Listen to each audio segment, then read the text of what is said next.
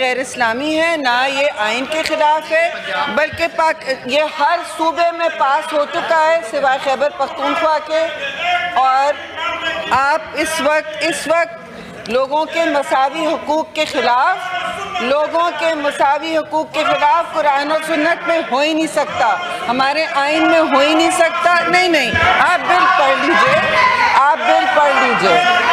और अफसोस है कि पीटीआई के दोस्त जो सारे वक्त अपने हुकूक मांगते हैं इसको अपोज कर रहे हैं। ये मुझे बड़ा अफसोस है कि इस तरह का बिल जो 15 साल से पार्लियामान में मूव हो रहा है, और मैं कहूँगी फ़ख्र से कि पाकिस्तान पीपल्स पार्टी ने इसे 15 साल पहले मूव किया है, अब शर्मीला फारूकी साहिबा ने भी किया है। ये हम सब का इज्तिमाई फरीज़ा है कि हम इस बिल को पास करें। ख़वातीन और जिसके ख़िलाफ़ तशद्दुद हो रहा है उसकी रोकथामी के लिए एक कानून ज़रूरी है। इसमें हर सूबे में, पाकिस्तान के हर सूबे में ये बिल मौजूद है, ये कानून मौजूद है। मेरे भाई जितने भी हैं फाजिल दोस्त, बिल पढ़ लें, कानून को पढ़ लें और फिर उसकी मुखालफत करें। मुखालफत दर मुखालफत तो बेकार चीज़ है। आप यहाँ लॉज बनाने आते हैं तो आप लॉज बनाइए। ये कतन कानून हमारा किसी आइन के मुतरादिफ नहीं है। जी आप पूछ रहे हैं इसमें GBV क्यों है, बहुत सारी चीज़ें क्यों हैं, ये हमारे हर सूबे में मौजूद है। और मैं इस पे आगे बात नहीं करूँगी। सिर्फ पाकिस्तान पीपल्स पार्टी को और हुकूमत को और सारे एलाइज को मैं मुबारकबाद देती हूँ कि 15 साल बाद ये बिल पास हुआ है। बहुत बहुत शुक्रिया जनाब। सर सिर्फ इतनी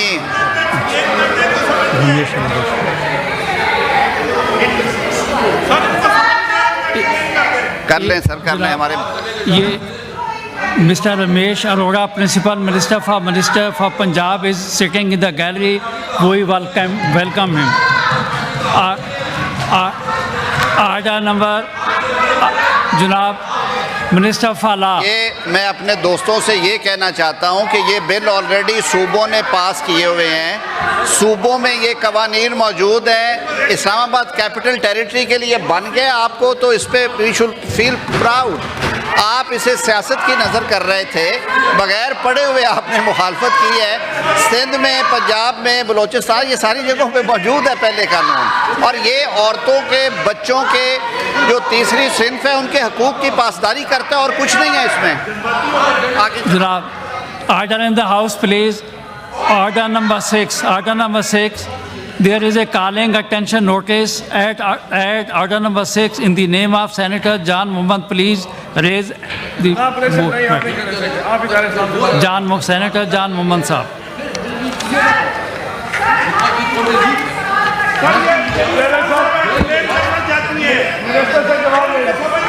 सर आप इनको बिठा दें, कैसे बात करें। Order in the house please. Order of the house. Order in the house please. जान मोहम्मद साहब, ऑर्डर ऑफ दी हाउस करें तो मैं बात करूं।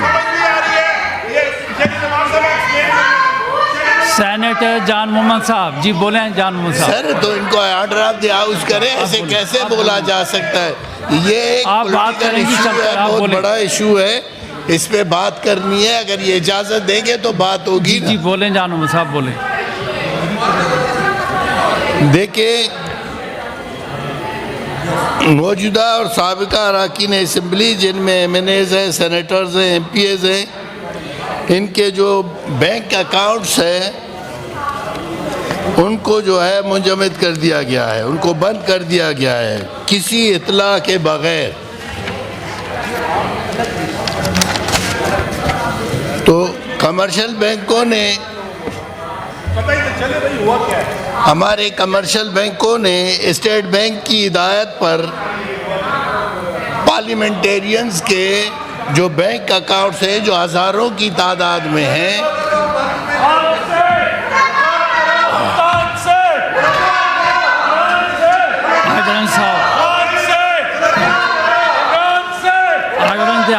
Order in the house, please.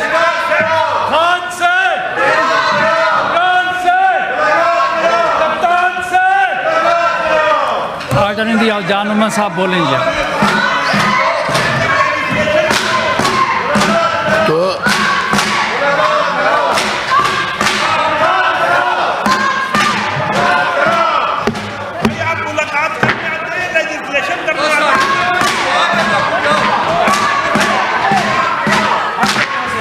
MNAs और एमपीएस के हज़ारों अकाउंट्स बंद किए गए हैं ना।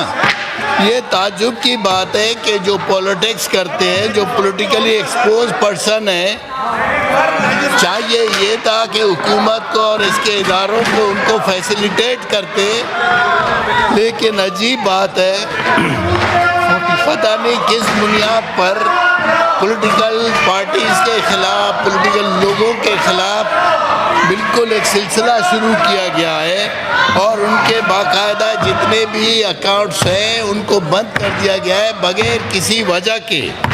हालांकि सेनेट की कायमा कमेटी ने मार्च 2022 में एक खुसूसी इजलास था, उसमें ये रिपोर्ट पेश हुई और स्टेट बैंक को ये हिदायत की गई कि वो जो ये पीईपीज़ के जो पॉलिसी है इसको ख़त्म करें और पार्लियामेंटेरियन के साथ ये जो इम्तियाजी सलूक है इसको बंद किया जाए। लेकिन ताज्जुब की बात है कि किसी के कानों में जू तक नहीं रहेंगी। अकाउंट्स को बगैर किसी अकाउंट्स के पर्सन को इतला किए बगैर उनको बंद किया गया, उनके रकम मुंजमद कर दिए गए, जिसकी दस्तावेजी जो है बाकायदा पहले ही से जो दस्तावेज हैं वो मौजूद हैं, लेकिन हमने बार बार इस बात का जो है बैंकों में जाके वजाहतें की, कोई हमारी वजाहत सुनने को तैयार ही नहीं है। मेरी समझ में नहीं आते, हालांकि ये फैसला हो चुका है। मार्च 2022 में तहरीरी तौर पर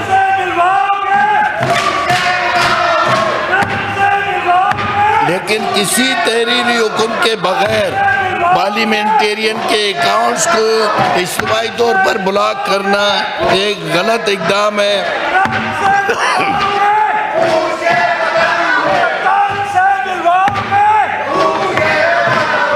असेंबली को चाहिए, स्पीकर साहब आप इस पर रूलिंग दें कि स्टेट बैंक ऑफ पाकिस्तान ने जो सर्कुलर था जो 2019 को जारी 19/18 को नज़रअंदाज किया गया और अकाउंट्स को मुंजमद कर दिया गया और 2022 में सेनेट की कायमा कमेटी की रिपोर्ट को भी नज़रअंदाज किया गया। तो मिनिस्टर इस पे जवाब दे क्या ऐसा क्यों किया गया।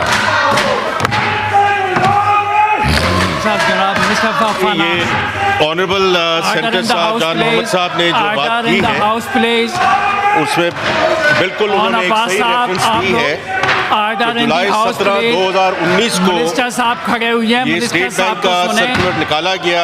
सारे प्रेसिडेंट्स और सीईओज को standard operating procedures to facilitate and streamline account opening process और पॉलिटिकली एक्सपोज पर्संस, जिसमें हम सब आते हैं पार्लियामेंटेरियन से, और उसमें बड़ी तफसील से ये बात की गई कि इसको कैसे फैसिलिटेट किया जाएगा और अकाउंट आप अपने दोस्तों जो है उसको आगे लेके जाएंगे। मिनिस्टर साहब को सुने। जो ड्यू डिलिजेंस करनी होती है prescribed under the AML CFT regime, तो आपने बिल्कुल मुनासिब बात कही है। ये वो सर्कुलर है जुलाई 17, 2019 का। मैं बड़े वाज़ेह तरीके से ये कहना चाहता हूँ कि स्टेट बैंक ने कोई स्पेसिफिक इंस्ट्रक्शंस इशू नहीं की हैं कुछ रेगुलेटेड एंटिटीज़ के किसी के अकाउंट्स ब्लॉक किए जाएं of either any former or sitting parliamentarians। Order in the house please, order in the house please. जो हमने जवाब में लिखा है तो उसका हमें जरूर ऑन अब्बास साहब मौके में मिनिस्टर फॉर फाइनेंस जो है बोल रहे हैं, प्लीज आप उनको ब्लॉक किए गए हैं, आप उनको सुने। देखिए इसमें एक मिनट आप देखें, बात सुने जान मोहम्मद साहब दोबारा उसको रिपीट कॉलिंग अटेंशन जान मोहम्मद साहब स्टेट बैंक ने उनको जवाब सुनने के लिए उन्होंने एक असिस्टेंट डायरेक्टर राशिदुल्लाह खान साहब को जो कंज्यूमर प्रोटेक्शन डिपार्टमेंट में है फोकल पर्सन बनाया है। अगर कोई ऐसी वजह है जिसकी वजह से किसी पार्लियामेंटेरियन का अकाउंट आइदर ब्लॉक किया गया है या उनका अकाउंट ओपन नहीं किया जा रहा आफ्टर ए सर्टेन वाइल, क्योंकि इस सर्कुलर में बड़े ख़ास तौर पे जिक्र किया गया है और चूंकि मैं उस वक्त खुद बैंकिंग इंडस्ट्री में था कि कितने टाइम पीरियड में डिलीजेंस करने के बाद ये अकाउंट खोल दिया जाए। तो आप तो अकाउंट खोलने की बात नहीं कर रहे, आप तो ये कह रहे हैं ब्लॉक हो गए हैं। तो वो हमें ज़रूर रेफरेंसेस दीजिए कहाँ ये अकाउंट्स ब्लॉक हुए हैं। उसके अलावा स्टेट बैंक ने तो ये कमर्शियल बैंक्स को डायरेक्ट किया है कि वो अपने फोकल पर्सन्स बनाएं to resolve matters faced by honourable parliamentarians.